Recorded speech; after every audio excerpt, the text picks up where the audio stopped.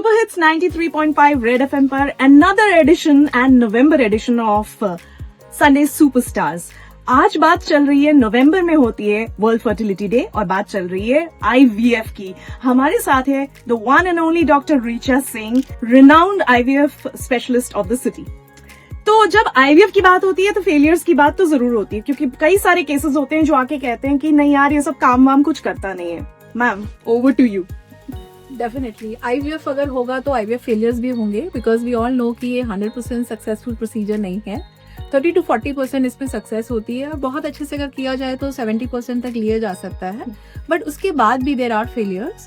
It's not the end of the story, because failures के भी अपने रीजन होते हैं और उन रीजंस को अगर सही से जाना जाए तो बहुत सारे कपल्स को अगले अटेम्प्ट्स में सक्सेस मिल सकती है। Wow, that's amazing.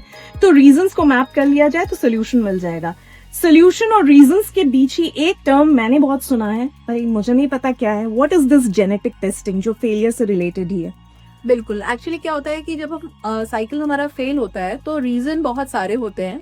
उसमें सबसे इम्पोर्टेंट एक रीजन होता है कि जो बेबी होता है उसकी इंटरनल हेल्थ कैसी है, क्योंकि जब बेबी ट्रांसफर होते हैं तो सब लोग अच्छे ग्रेड्स के ही ट्रांसफर करते हैं, बट एक बहुत बड़ी कहावत है, all good looking embryos are not good internally. So हमें नहीं पता कि उन बेबीज की इंटरनल हेल्थ कैसी है, और अगर वो इंटरनल हेल्थ कॉम्प्रोमाइज होती है तो वो या तो इम्प्लांट नहीं करते हैं या तो पॉजिटिव रिजल्ट नहीं देते हैं, और अगर देते हैं तो ऐसे में पेशेंट्स को मिसकैरेजेस हो जाते हैं। तो ऐसे में अगर बेबी की जेनेटिक हेल्थ को आइडेंटिफाई कर लिया जाए एंड उससे पता किया जाए कि कौन सा बेबी हेल्दी है और उसका ट्रांसफर लिया जाए तो फेलियर्स को बहुत हद तक मिनिमाइज किया जा सकता है। आई एम श्योर ऐसे सक्सेस केसेस भी आपके पास हैं। Definitely, we have handled cases with 11 IVF failures, with 6 cycle IVF failures, with 5 IVF failures, with 7 abortions, with 8 abortions, where they were not able to conceive. But all these cases were solved with the help of genetic testing, because जब हम ऐसे embryos को भेजते हैं तो we get to know कि इनमें से सिर्फ एक या दो एम्ब्रियो ही नॉर्मल है, and when we transfer that normal embryo,